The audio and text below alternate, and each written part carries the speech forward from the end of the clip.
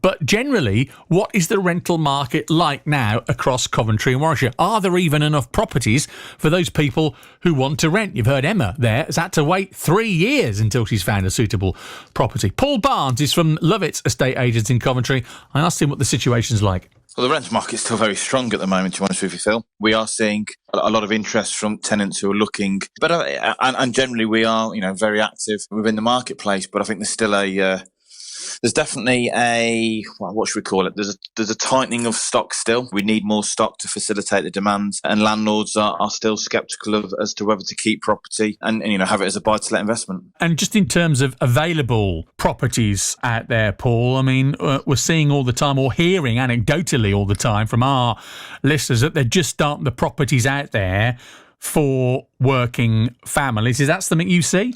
Yes, absolutely. Compared to years ago, I've been in this industry for 20 years, and 10 years ago, we would have probably 4 to 5 times the amount of stock that we've got now. It doesn't mean that we've lost our market share as an organisation, but yeah, there's just not the stock out there. I think tax changes has put a lot of landlords off, and they've sold their properties. The buy-to-let boom, as it was 10, 15 years ago, is just not there now because people will put their money elsewhere. And yeah, what we're finding is families scrambling around for the same property, and that's, it's down to supply and demand again, isn't it? And that then in turn, what drives monthly rental payments up? Because you've got effectively a landlord's market over a tenant's market, I guess. Would that be too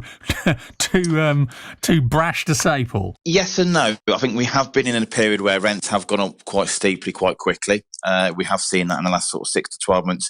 I would be mindful of saying that now, though. I think landlords need to be careful that I think rents have got to a point, certainly locally, whereby it's a struggle for families to pay these rents. And we are seeing certainly landlords where they are trying to get and exhaust rents to the highest level. They may well sort of struggle to get them let quite quickly, just because I think there's a ceiling point on what people can afford in terms of the rents. And that's something which we've seen certainly in the last couple of months, certainly probably since the turn of the year. But it is still a strong market. There's no two ways about it, because there's just not the stock out there for tenants to take properties.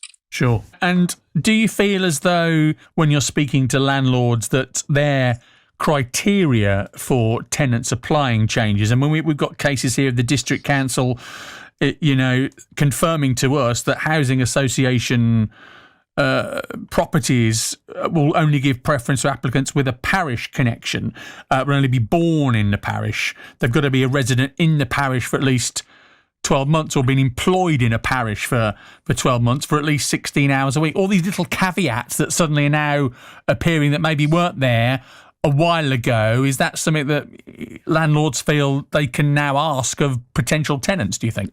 I suppose they may feel because there's a lot more tenants out there looking for their particular property, they could be more selective. Obviously, you have to be careful these days to be inclusive of everybody. And at the end of the day, within how we advertise a property, we will put every application forward to a landlord, irrespective of their circumstances, because, we're obliged to and we want to at the end of the day. But landlords on the other side of the fence may feel they can be more selective, because at the end of the day, they've got numbers to choose from. And that's why, as you say, with your case example, they may be putting more criteria in place to hopefully, find what they perceive to be a more suitable tenant, and a tenant that they can obviously work with on a longer term basis. Is there a danger in that case then that there will be single parents who aren't able maybe to afford those fees, who find themselves priced out of the rental market? I think I alluded to it earlier. I think there's got to be a careful balance here, because at the end of the day, whether you're a single parent, whether you're a family with 2 parents, whoever it may be, the market needs to be inclusive, and that's why we call it the open market. Everybody has an opportunity to move, and that's where we've got to be careful moving forward that everybody has that same ability to move if they wish to. But there's a number of factors putting people off moving, and one of them is obviously rents and the amount they've grown in the last few months.